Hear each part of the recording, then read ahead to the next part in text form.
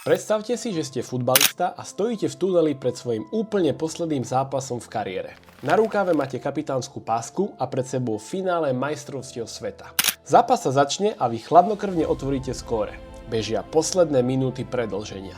Celá planéta sa pozerá a vás delia iba sekundy od toho, aby ste dali tú najkrajšiu zlatú bodku za svojím futbalovým príbehom. A potom príde jeden jediný moment. Skrat. Všetko, čo ste budovali desiatky rokov, je v sekunde preč. Žiaľ, toto nie je scenár z hollywoodského filmu. Toto je realita.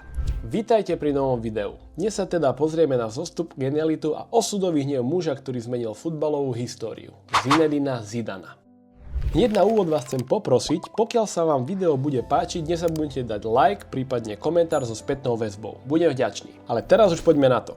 Aby sme skutočne pochopili, kto bol Zinedine Zidane, musíme opustiť nablízkané štadióny a vrátiť sa na miesto, kde namiesto trávnikov vládol tvrdý betón. Marseille.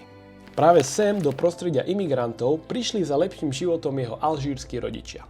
Zidane, ktorého kamaráti z detstva nevolali inak ako Yazid, vyrastal v skromných pomeroch. Jeho otec pracoval ako nočný strážnik a svojmu synovi od malička vštepoval jednu kľúčovú vec. Ako chlapec z rodiny prisťahovalcov musíš pracovať dvakrát tak tvrdo ako všetci ostatní, aby si ťa vôbec všimli. Malý Yazid našiel svoje útočisko na Place de la Tartane, betónovom plácku uprostred panelákov.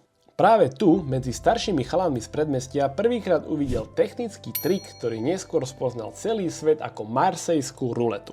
Zidane ju nevymyslel, obkúkali od starších spoluhráčov, no práve na tomto tvrdom povrchu ju tisíckami opakovaní vybrúsil do absolútnej dokonalosti. Neviem ako vy, ale my ako chlapci sme túto fintu nevolali nijak inak ako Zidanovka. Z tohto mestského prostredia si Zidane odniesol dve veci. Mimoriadny cit pre hru a obrovskú hrdosť. Jeho rodina žila skromne, no držala pevne spolu. Zidane bol od malička tichý a uzavretý, no mal jednu vlastnosť, ktorú neskôr potvrdili aj jeho prví tréneri.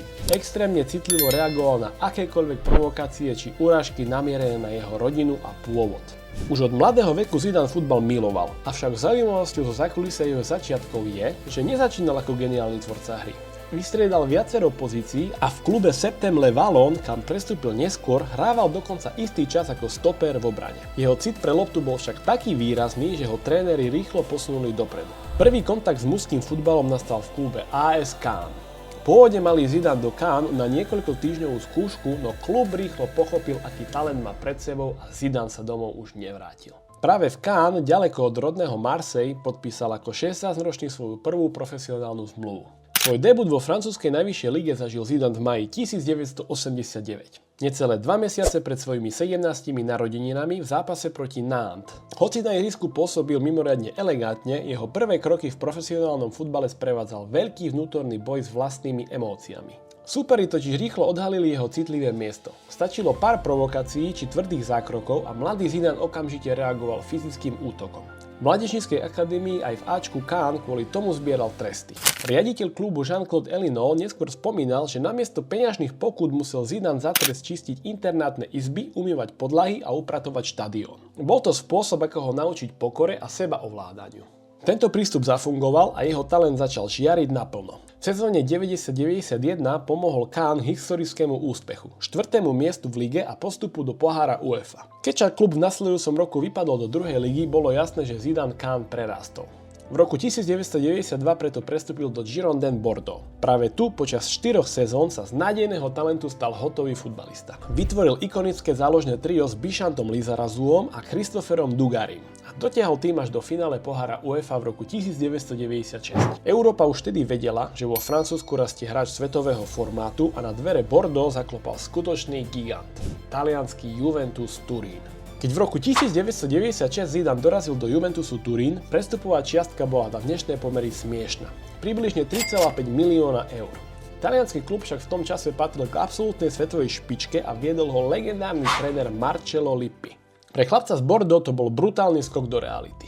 Taliansky futbal bol z 90. rokov známy extrémnou fyzickou prípravou. Zidane neskôr v rozhovoroch priznal, že letnú predsezónnu prípravu v Juventuse doslova pretrpel.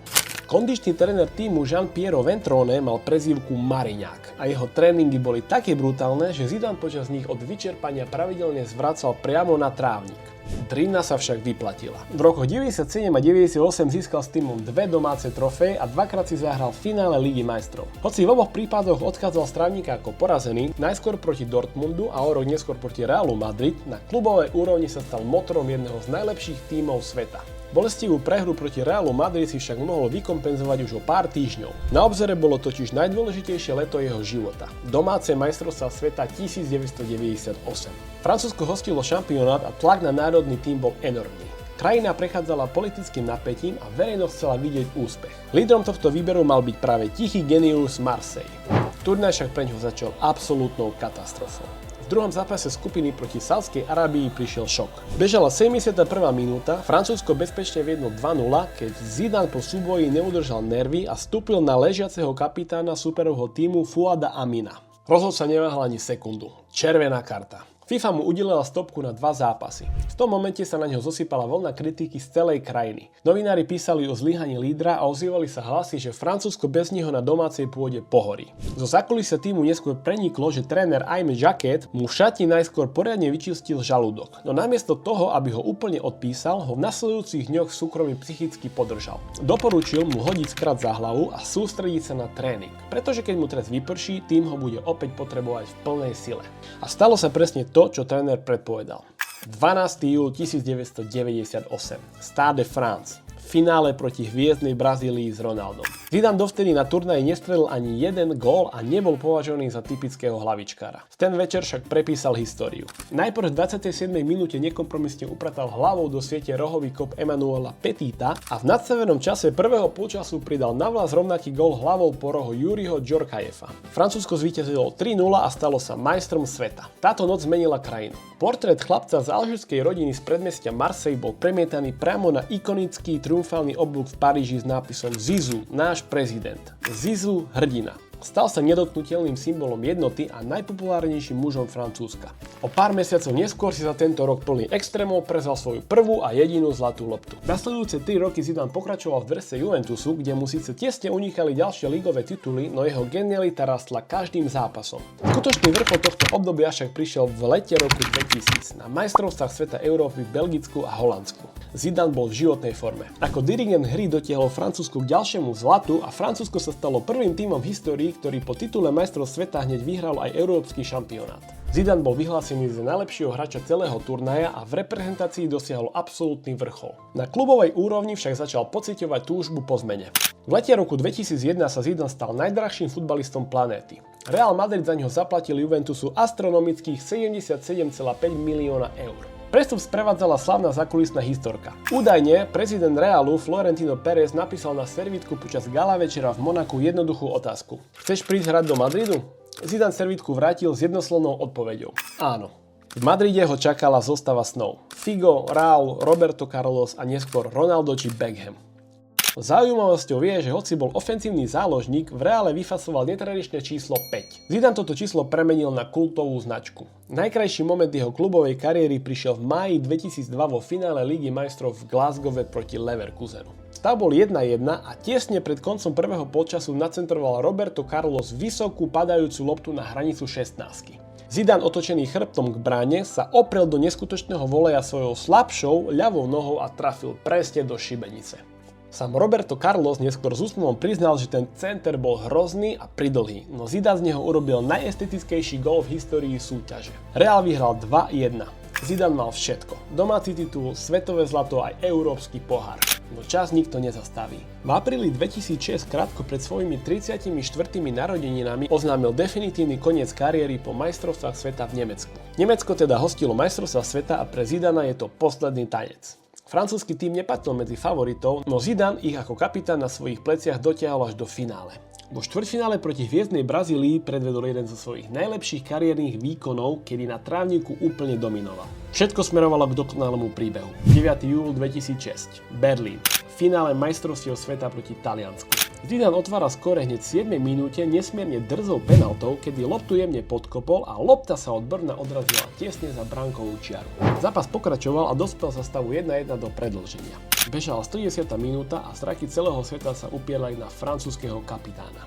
Zidane sa vracal na vlastnú polovicu ihriska vedľa talianskeho obrancu Marca Materazziho.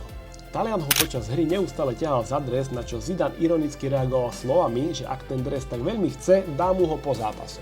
Materazzi však údajne odpovedal vulgárnou úražkou Zidanovej sestry. V tom momente sa v kapitánovi prebudila tá stará výbušná povaha, ktorú v ňom tréneri roky tlmili. Otočil sa a hlavou plnou silou uderil Materazziho do hrudníka. Červená karta. Celý svet sledoval v nemom úžase, ako jeden z najväčších hráčov histórie kráča so sklopenou hlavou do šatne. Kamery zachytili ikonický moment, kedy prechádzal tesne vedľa trofeje majstra sveta, na ktorú sa ani nepozrel. Francúzsko bez svojho lídra penaltový rozstrel prehralo. Bol to šokujúci koniec, no zo Zidana to v očiach verejnosti urobilo človeka, ktorý odmietol prehltnúť urážku svojej rodiny kvôli zlatému poháru. Svoj čin neskôr ľutoval kvôli týmu a fanúšikom, no samotnému Materazzimu sa odmietol ospravedlniť. Po rokoch ticha však dokázal niečo nemožné. Vrátil sa do Realu Madrid ako tréner a prepísal históriu znova. Ako jediný manažér dokázal vyhrať Ligu majstrov 3-krát po sebe. Dokázal, že jeho futbalová genialita nebola len v jeho kopačkách, ale v jeho charizme a osobnosti. Zidane zostáva večnou legendou, ktorá svetu ukázala, že aj tí najväčší umelci majú svoje temné tiene. Čo sa týka osobného života, pre Zidana bola rodina vždy tou najväčšou stabilitou a absolútnou prioritou. Svoju osudovú lásku našiel už v mladosti. Manželku Veronique spoznal ešte počas pôsobenia v Cannes a odtedy stoja pevne pri sebe. Spoločne vychovali 4 synov: Enza, Luku, Thea a Eliáza. Zaujímavosťou zo zákulisia je, že všetci 4 sa vydali v stopách svojho otca. Stali sa profesionálnymi futbalistami a prešli mládežníckou akadémiou Realu Madrid. Ako si na Zinedina Zidana spomínate vy? Bol ten berlínsky úder hlavou chybou, ktorá poškodila jeho odkaz, alebo momentom, ktorý ukázal jeho skutočnú ľudskú tvár? Napíšte mi svoj názor dole do komentárov. Ak sa vám tento diel páčil, budem vďačný za každý like, odber a zdieľanie. Dajte mi tiež vedieť, o ktorej ďalšej športovej osobnosti by som mal vytvoriť nasledujúce video. Vďaka za sledovanie a vidíme sa na budúce.